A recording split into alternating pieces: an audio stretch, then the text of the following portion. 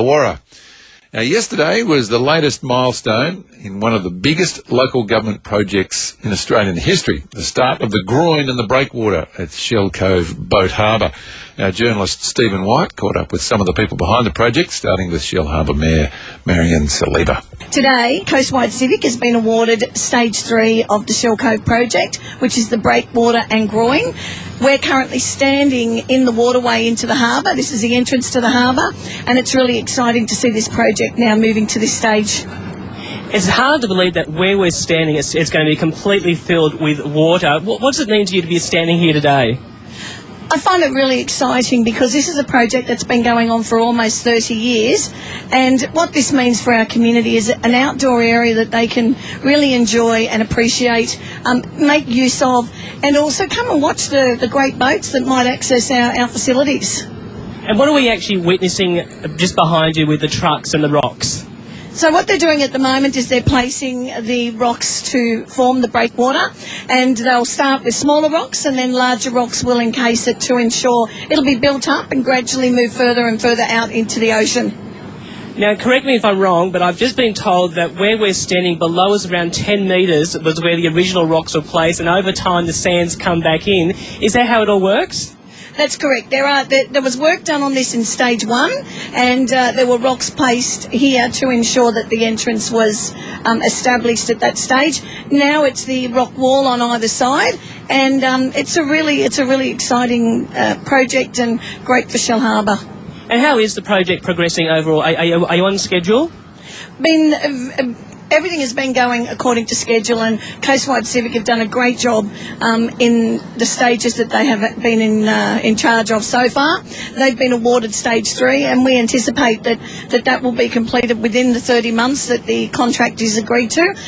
What actually starting this means today is that instead of taking the rocks and stockpiling them and then moving them down to Stage 3, they can actually lift them and move them directly here. It means no double handling, reduces time, reduces costs, and ensures that we get the project that we require. Glenn Cahoon, Development Director for Fraser's Property Australia. Glenn, can you tell me about where we're standing today? Okay, we're standing right now in this moment. We're in the middle of where the entry channel to the boat harbour will be located. So we'll be in about 4 to 5 metres depth of water when the boat harbour is completed.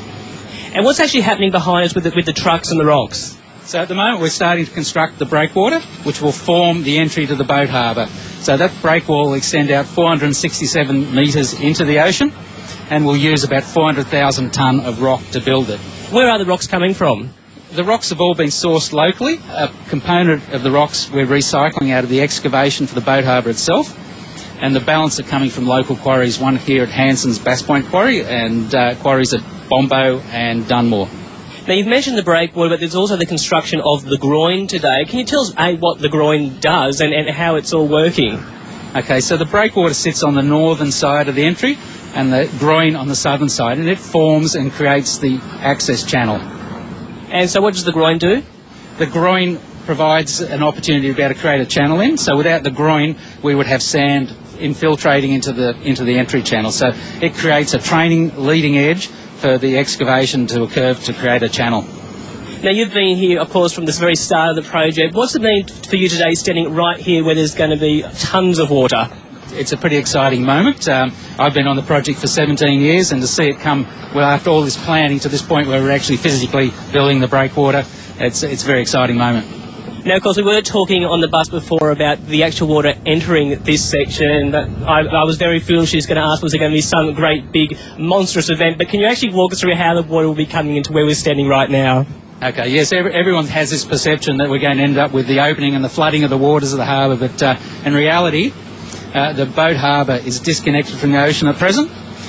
The water level in the boat harbour internally will rise with groundwater infiltrating into the harbour, and then we'll dredge the entry channel, so it'll be an equalisation of the water on the harbour side and the ocean side, so it'll be a very gentle occurrence. And can you just explain to us what you mean by the water being disconnected from us at the moment? How does that work? At the moment there's a clay bund that creates a disconnection between the excavation of the boat harbour and the ocean, and that's to ensure that dirty water off the excavation can't go out to the near shore environment. So when we complete the boat harbour, it'll be a clean environment, and we'll be able to open it up and allow water from the ocean to come into the harbour and for navigation of vessels into the harbour. And with the construction of the Groyne and the breakwater today, how long do you anticipate this will go for? The contractor's telling us it's a 30-month program.